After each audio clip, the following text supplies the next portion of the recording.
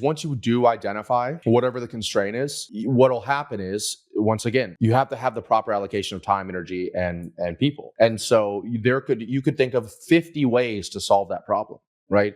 Let's say, for example, that you have a low close rate, like we talked about a second. Well, it could be the salespeople, it could be the video sales letter, it could be the traffic source you're doing, blah, blah, blah, right? And so you want to test all these different things. And so the second framework I follow, it's called ICS. And it lets you know, this is actually, we have an Asana board that ranks our marketing test projects.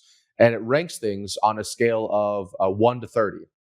And it ranks them by I is important. So how important is this in whatever the goal that we want to achieve? So 9 times out of 10, it's going to be making more money.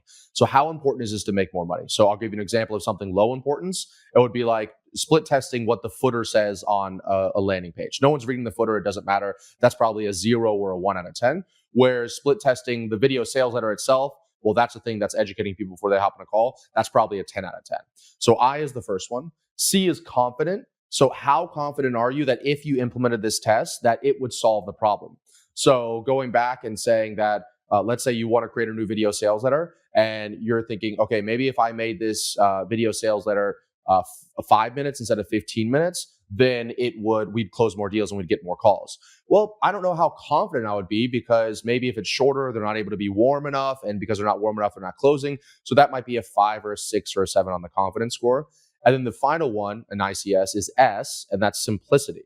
So how simple is it for you to implement the split test? So going back, let's say taking a video sales letter from 15 minutes to 5 minutes, that's not that simple, right? Because you still got to make sure you hit all the key elements inside of it. You got to make sure that you're talking fast enough that you can get the 5 minutes in, but not so fast that they can't understand what you're saying. You got to reshoot, script it, upload it, edit it, blah, blah, blah, right? So that could be a 3 on the simplicity scale. Where I'm not joking with you, I have had people 3 times their conversion rate for lead to booking by removing stuff from the sales page. So they had like all this different, a subheadline, a headline, a post headline, social proof, the video sales letter, like 50 case studies, sales copy.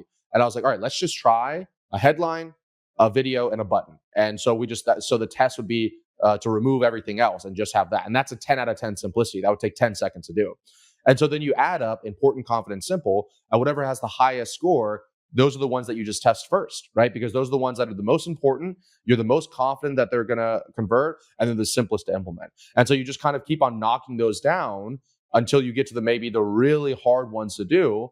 But I'd say that 7 times out of 10, the ones at the very top, they'll give you enough noticeable of a difference that it actually solves the problem well enough that there's another constraint you need to go look at. So once you go solve close rate, then the new constraint becomes you're not getting enough book calls. So then you go and you apply that same ICS framework to that constraint. If you want my help installing any of these systems in your business done for you, be sure to book a call with my team down below.